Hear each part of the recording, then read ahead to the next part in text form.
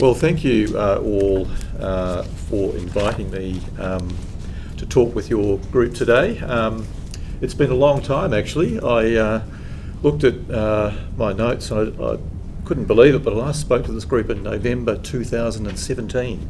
So there we go, 7 years have gone just in a blink. But I wanted to talk today a bit about state awards, as I did that time. But I spoke on that occasion about updating state awards because it's fair to say that there hadn't been a lot of activity in updating state awards and they'd become somewhat moribund. Today, however, I want to talk about something a little different, and that is making awards fit for purpose, and particularly commenting on the work that the Industrial Commission has been doing in the last 18 months or so in reviewing scope and reviewing awards generally. And you'll hear a bit about that. There's been a lot of activity which we've been engaging in following legislative change. But I know that a number of you here probably are not regular appearers in the state jurisdiction, so I thought it might be useful if I can just bring up the slides there we go. Give you a bit of an overview of the state jurisdiction and its structure, and then I'll start talking about what we're doing in relation to awards. But the State Commission's jurisdiction covers state government employment, local government authorities now as of the beginning of last year, private sector employers and employees who are sole traders, partnerships and some trusts, plus some other incorporated non-trading and financial bodies. The Commission also deals with contractual claims against any employer, whether corporate or not, and also we mediate disputes dealing with a whole variety of workplace issues. This is what I call my spaghetti junction slide. Believe it or not, it's a lot better than it used to be. It's clear, crystal clear now, and as of end of January next year, it will be a lot clearer, as Matthew mentioned a little while ago. So the structure of the Commission broadly, most of the work is performed by a single Commissioner. If you look to the left, top box, sitting alone. All Commissioners are appointed as arbitrators, which means they preside as an arbitrator and also preside on the Public Service Appeal Board. We also have other legislation which confers jurisdiction on the Commission, including the Work Health and Safety Tribunal under the Work Health and Safety Act, the Police Compensation Tribunal under the Police Act that deals with disputes in relation to medically retired police officers. The Road Freight Transport Industry Tribunal deals with essentially commercial disputes between owner, drivers and hirers. And some of those matters can be very interesting and quite involved. The Commission is also constituted by a full bench, which is on the bottom left-hand side, which is what I do for most of my time, presiding on full bench appeals. The Commission in court session deals with significant matters such as state wage cases or matters of industrial significance that might need to be dealt with. That's at least a three Commissioner bench. We deal with appeals from removals, and that is police officers, prison officers and youth custodial officers who are removed from office. There's a right of appeal, and the Commission is constituted by three Commissioners for those purposes. Also in the blue box you'll see the Industrial Magistrates Court. That is an important part of the jurisdiction. The court deals with enforcement, as many of you would know, of both state and federal industrial instruments, agreements, awards and other instruments. There's also a box on the left dealing with the Chief Commissioner. That's my office, and I have particular jurisdiction in relation to registered organisations. Intra-union issues, there's been quite a few of those before me lately, and some of those have received some attention in the media, as you probably are aware, and that recently probably has occupied about 60% of my time dealing with disputes within organisations, unfortunately. On the left-hand side, you'll see the Public Service Appeal Board, Railways Classification Board and Boards of Reference. They're the constituent authorities, and the arbitrator, first dot point on the left. As I've said, they will all be gone by the end of January next year. and you'll probably sense my tone of relief, because I have to tell you, Chief Commissioners have been calling for the abolition of those authorities for at least 5 to 7 years. I have, in the last 4 annual reports I've written to the Minister, and my predecessors have done the same, and we now have achieved what I think is a very significant change, which will streamline the work of the Commission significantly, because, as Matthew mentioned, and he had experience of this, unrepresented parties get enmeshed in the labyrinth of technicality. They end up in the wrong jurisdiction. When they realise they're in the wrong jurisdiction, they're out of time. They've got to seek an extension of time to get into the right jurisdiction. The other side opposes it. There's a big argument about that. It has to be determined. And 3 or 4, sometimes 6 months later, you finally get back to where the dispute should have been in the first place. So all of that will be gone as of the end of January, and the Commission's general jurisdiction will assume all of those particular matters. The Industrial Appeal Court, the green box at the bottom, 3 justices of the Supreme Court. The appeals to the court are fairly limited, and they are confined to matters of in excess of jurisdiction, or an error in the construction of a statute or an industrial instrument, or that the appellant's been denied the right to a fair hearing. So a very limited grant of appeal to the Industrial Appeal Court. So for all intents and purposes, the full bench is largely the final court of appeal within our structure, certainly on matters of fact and most matters of law. So that hopefully will give you a little bit of an idea of the structure. As I said, it will be a lot simpler as of the end of January next year. Award coverage. We're told on state wage case hearings fairly regularly that it's difficult to get a definitive handle on this, but about 22 to 36% of employees remain in the state industrial relations system. The other important point is that for awards is that around 20% of all non-managerial staff are award reliant, wholly reliant on an award, whether it be a state or a federal award, and that's a significant number of people. Accommodation and food services and retail trade are key areas of award coverage in the state system. Very important in the private sector state system are those industries, and these, hopefully those at the back might struggle a little bit to see this one.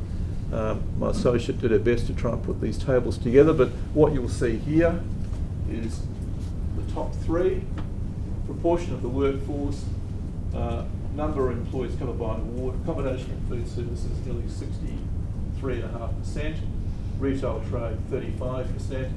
So even though not large numbers of employees in total, very significant award coverage. And what does that mean? That means that awards need to be maintained. And unfortunately, I have to say, as I've said some years ago, state awards have fell into somewhat of a hole, and they weren't maintained quite as well as they should have been, but that's now changing, fortunately.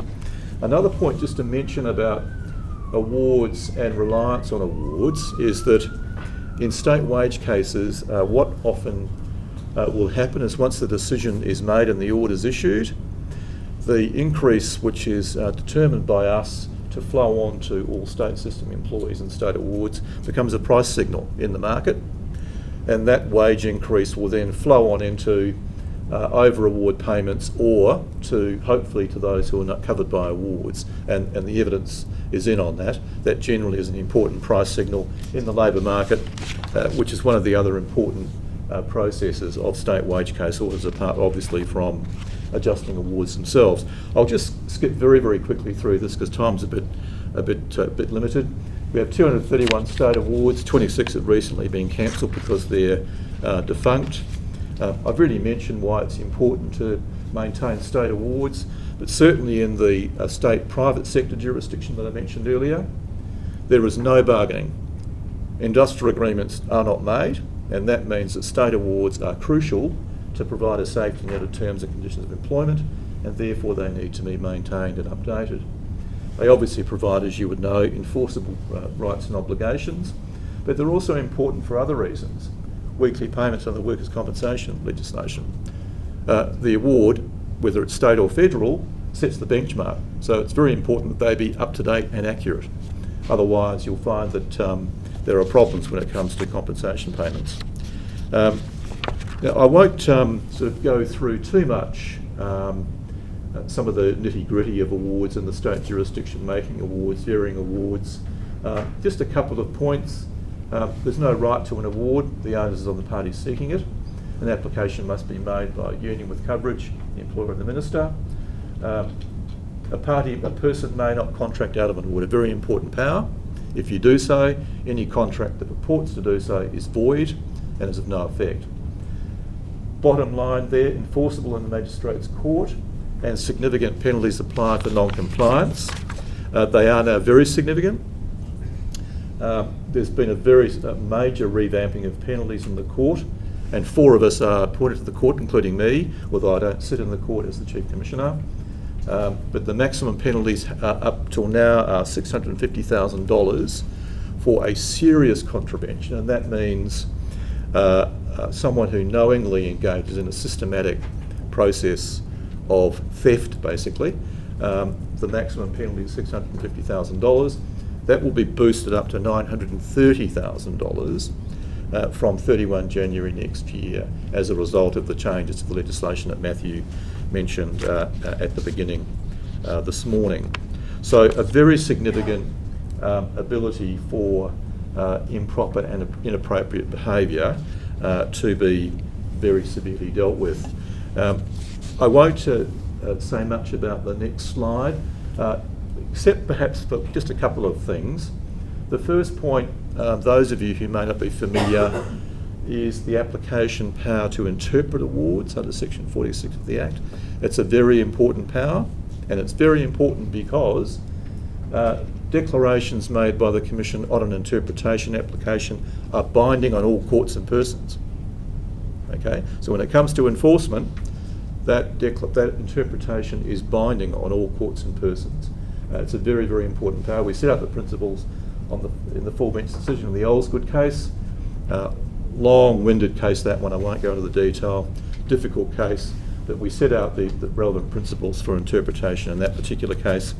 And if you have an interpretation matter, probably useful to have a look at that full bench judgment, because it'll give you some good guidance generally. The bottom point there, and this hasn't really been used very much, hardly at all, in fact, in my knowledge. An award can be varied to incorporate the terms of an industrial agreement into the award. Now, I think that was probably put in to the legislation many years ago to preserve the terms of an agreement if there was a threat that the agreement might be walked away from by an employer and abandoned, but it's hardly ever been used. But it's there, Section 40 capital A, go back and have a look at it later on if you wish to, but it's there, it's on the statute books and it hasn't been modified. Okay, well that's just a very quick snapshot on the state system and awards. What I wanted to really talk about is award reviews and review of awards. Going back when I last spoke, as I said, in 2017, I closed my comments with the announcement of a review by the former Industrial Relations Minister Bill Johnston, MLA, which became known as the Ritter Review, which you might be familiar with, at least you may have heard of it. The Ritter Review undertook a fairly root and branch review of the state industrial system, and that was conducted by Mark Ritter SC and Stephen Price MLA, and Mark Ritter SC is now a judge of the District Court. A foundation premise of that review was to deliver a state industrial relations system which is contemporary, fair and accessible, and importantly for my purposes will develop a modern state award system for private sector employers and employees. So those term of reference 6 really is the key point that I wanted to zero in on at the moment and start with. Because that's really my departure point for today. So it's quite fitting that I start from where I left off 7 years ago. So it's taken 7 years to get to where we are, but there we go. But what happened after the Ritter Review is there was legislation brought to the Parliament. There were a number of recommendations that preceded that, one of which is to enable the State Commission to amend scope clauses of state awards, and to also use an existing mechanism which I'll comment on in a moment, Section 40B, award modernisation. One of the things that was raised during the review, and unions were very resistant to it, was the concept of whether there should be an award modernisation process that happened federally.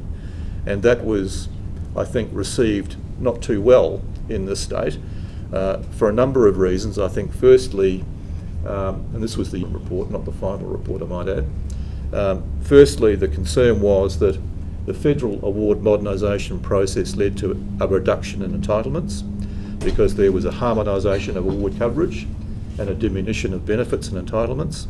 And secondly, it was very, very resource intensive. And so that was opposed by certainly unions in this state, and ultimately that didn't form part of the final recommendations.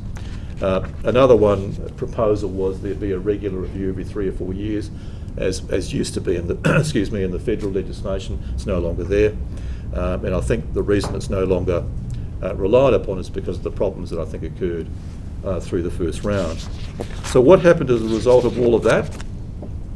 Well, there were major changes made to the Act in June 2022 when, relying upon the written recommendations in relation to awards, the Act was amended to enable, effectively to prescribe 2 broad categories of awards: public sector and enterprise and private sector awards, and very separate and distinct arrangements for the making and variation of each. Awards in our jurisdiction apply by common rule. Anyone have any idea what that means? Basically means the award will apply to any employer and employee in the industry to which the award applies. Okay, so you think of industry, everyone in the industry will be covered by that award unless the award says something different. But for my purposes, the point I wanted to zero in on and focus on this morning is the bottom point, and that is that the Commission may now vary the scope of a private sector award of its own motion under Section 37D. That's a very important provision, because the difficulty with scope of awards is that we couldn't do anything about it unless the parties did, and the parties didn't. Okay, so what's going to be the result? You're going to have problematic scope coverage of awards, and awards that are not, in my view, fit for purpose for the 21st century. Now, I don't want to dwell on statutory provisions and get into the technicalities, but 37D1, that's the main power, and that empowers the Commission to vary the scope of an award of its own motion. So we don't need an application by a party. We can form a view the scope clause is inadequate and needs attention, and I, as the Chief Commissioner, will initiate that process. There are various procedural steps, and I won't sort of dwell on those. This is the only section I'll refer to in this morning. But the key point is 37D4, and what that means is that a state award will now specify an industry to which it applies. Or it could be a vocational based, it might just be based on a particular type of work, such as clerical work, in the case of the Clerks Awards. But that's a big change, because the way the legislation operated previously, it didn't focus on industry. And that now really has shifted the dial in terms of how scope clauses operate. But you might ask the question, well, what was the problem with scope?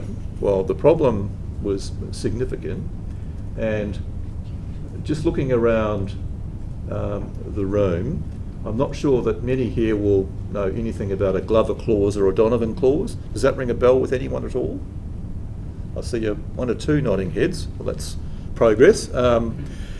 These were 2 cases that were dealt with in the 1970s by the Industrial Appeal Court. And the Glover type clause, because there were 2 companies, businesses, Glover Business and Donovan Business, found their way to the court, the Industrial Appeal Court, and there was an issue as to how these scope clauses should be construed and applied.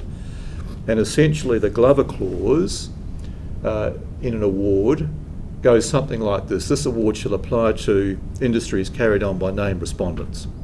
So that requires you to then look at what all the named respondents do to determine the scope of the industry to which the award applies.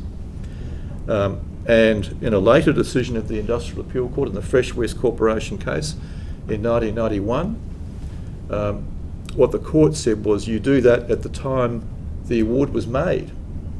So you might have awards that were made 20 or 30 years ago.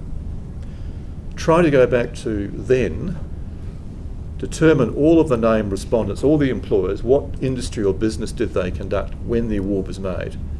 Now that is not an easy task, I can assure you. It is very difficult and in some cases impossible to determine. So that's an obvious problem with those types of clauses. Other problems are, obviously, as you know, over time industries change, some disappear, new ones are created, and that sows the seeds for gaps in award coverage self-evidently. And where does one industry begin? Where does another start? Where does one finish? You have overlapping areas of industry coverage, and it can be exceptionally difficult to work out what this particular award actually applies to. The second type of clause is what's called a Donovan clause, and this is where you have just a list of industry headings at the back of the award. It might be, ball bearing making, it might be metal casting, it might be some other. Sometimes there are 30 or 40 or 50 of them. But the problem with that is, if you don't state coverage comprehensively, there are gaps everywhere, and that's what's happened. So effectively, state awards have led to gaps of coverage because of the structure of those particular clauses. Other problems of scope, and I won't sort of dwell on this too much, but you have some awards that have outdated legislation. The Hairdressers Award, classic case in point. It refers to the Hairdressers Registration Act. 1946, the problem is it was repealed in 2012. And that legislation prescribed a board which regulated the qualification of hairdressers. With the abolition of the board, even though 2 or 3 classifications were linked to that process, it no longer existed. So how do you work out that, and how do you enforce the award was a major problem. Another example is the Aged and Disabled Persons Award, where you had outdated legislation. Other problems, inadequate descriptions of industries, restrictions which didn't make much sense.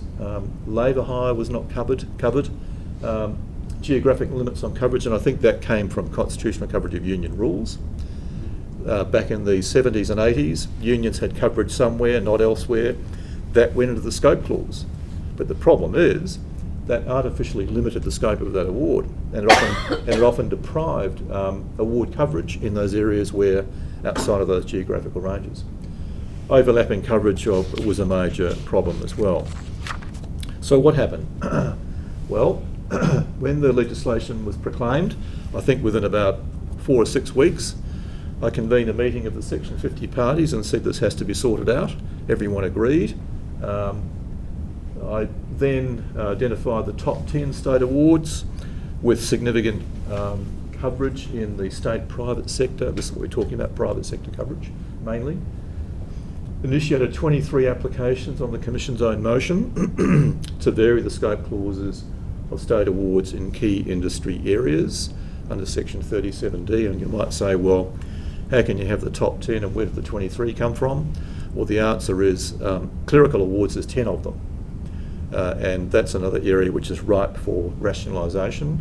I'm not sure whether anyone is from the ASU here. I think you know about that, I think.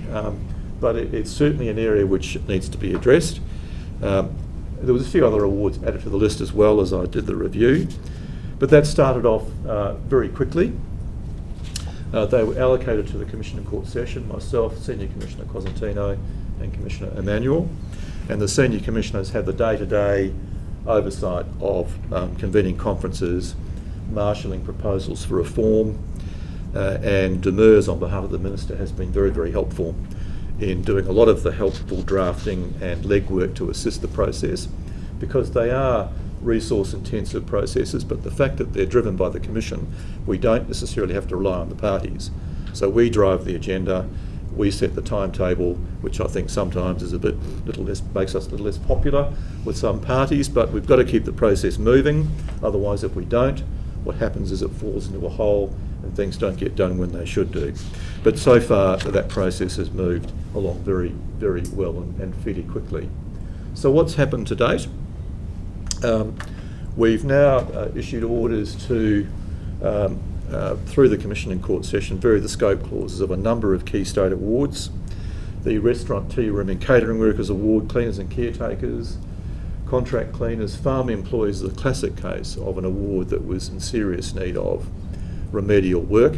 The Clerks Awards, Hotel and Clubs, Commercial Social Professional, Retail and Wholesale, those three key clerical awards have been reviewed. Metal Trades, Hairdressers, Transport Workers General as of September, and the Building Trades Awards will be reviewed as of next month on the 10th of December when we hear the applications for those two awards.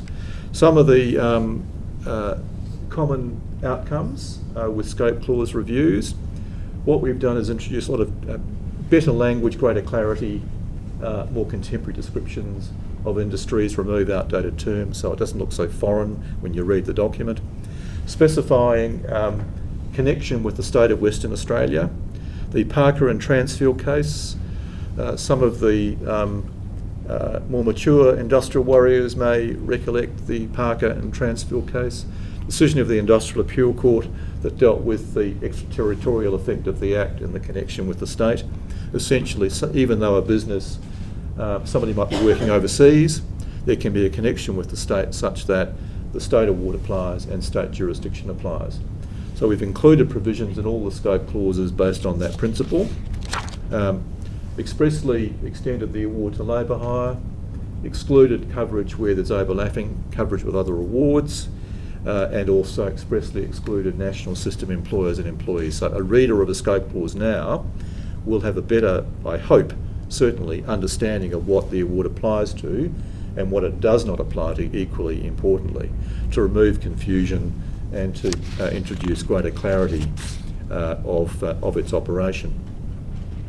Now, I haven't got any chance of going into any detail with all of these, but I might just mention one or two examples. The Farm Employees Award is a good one because that has changed quite significantly in terms of the scope of coverage. What we've done is extend it to include a broad definition of the farming industry, extend the award to dairying for the first time, didn't apply to dairying, and there's a long history to that. Extend the award to the aquaculture industry, which previously was award free. And many other changes were made to that particular award as well. But that's a good example because the scope clause contained exclusions. The farming industry definition was poorly drafted and didn't keep up with changes in industrial practices and farming practices. As a result, there wasn't coverage on farms for many employees. Employees on farms is quite interesting. On farms involved in breeding sheep were covered, but those that were involved in breeding alpacas were not covered. I don't know why. Employees on farms who were involved in breeding deer were covered, but those who were breeding emus were not covered. So that tells you, as you know, alpacas and emus are now being bred on commercially. And so this is a good example of how industries have changed, but the award did not keep up with that change. So that award has now been reviewed in a root and branch way, and all of those gaps have been remedied, and it now provides a comprehensive award that applies to the farming industry in the state system. It's a very, very major improvement. Other scope reviews, Hairdressers Award, Clerks Awards, I've sort of touched on those. Essentially now the clerical area has been fixed up significantly. There were many clerical employees who were not covered by an award. For example, the Clerks Commercial Social Professional Services provided for chiropractors, but not physiotherapists. So why was that? Absolutely no idea. You would think they would all be covered, but they weren't, but they all are now. So all clerical employees in the state, excuse me, are now covered by a state award. Just been struggling a bit with my voice recently, so hopefully I'll get through to the end of what I want to say. The Transport Workers General Award's also been recently reviewed as of September. There's now a broad definition of road transport and distribution, based largely on the national model award of the same name. So that is now a modernised award in terms of its scope of coverage. Can I just, I know you're scheduled to have a break fairly shortly, so I'll just whiz through this at hyper speed. Section 40B award reviews. These enable us to review awards, again, of our own motion, but not scope, okay? This is things like compliance with minimum conditions, ensuring that awards don't contain discriminatory provisions, ensuring that there are no obsolete references to legislation and so on, and that sort of thing. A lot of activities being undertaken in relation to that area, local government in particular, those two key main state awards. Local government transitioned, as many of you would know, into the state system beginning of last year, but these are two state awards. They've now been reviewed very significantly under Section 40B, and they've been modernised, and they're very up to date, working with the unions, the local government unions, and WALGA, the employer body, and that has progressed very well indeed. A couple of other examples, farm employees I will have mentioned, hairdressers too. So those two awards, the Aboriginal communities and organisations, has been updated as well. So those awards are fairly spick and span, if I can put it that way. Shop and Warehouse Award is a key award in the state jurisdiction. That's just been reviewed, root and branch reform, basically an entire rewrite of that award. Commissioner Kachira had the oversight of that. And that is now fundamentally a very up-to-date and modern award, and it's a key award in the state private sector jurisdiction, so it's a very important one to have updated, and I'm very pleased that it has been. And the review of that award is the template for the review of another key state award, the Restaurant, Tourism and Catering Workers Award, which is hospitality, cafes, restaurants, those sorts of things. The difficulty with that, and the Shop and Warehouse too, but trying to navigate through the scope of that award, and before we dealt with it, was mind-boggling. Enforcing it was extremely difficult. You know, where was the umbrella? Where was the chair on the pavement? Is it a cafe or is it a shop? All of these sorts of things were extremely difficult to try and enforce, and that's now been all swept away by the scope clause review. What's happening from here on in? Well, the process will continue. As Matthew mentioned earlier, the bill that just passed through the Parliament will empower the Commission to make consequential changes to scope review orders. So we're not limited to scope. We'll be able to deal with other scope-related issues, which will be helpful, because we have found during the course of the last 18 months that things that perhaps ought to have been changed at the time the scope of the award was changed couldn't be, because there was no power for us to do that. But that will now be remedied, and we can also deal with that on our own motion as well, or on the application of a specified party. So just to wrap up finally, there's a lot of further work ongoing in relation to scope reviews and Section 40B reviews generally. There's also a lot of work going on by the Commission in relation to updating respondents, which are somewhat of a nightmare. These awards have not been reviewed in some cases for decades. Businesses have ceased to exist. Those that are in the state system are very hard to identify. One also almost needs Inspector Clouseau's type skills to work out who is covered by the relevant award. Business name searches, ASIC searches, yellow pages searches, and so on. It's very, very difficult. So that work is ongoing, and hopefully by the end of that process there will be easy to understand, modern, up-to-date state awards in those key industry areas that are in the state private sector jurisdiction. And I shall leave it at that.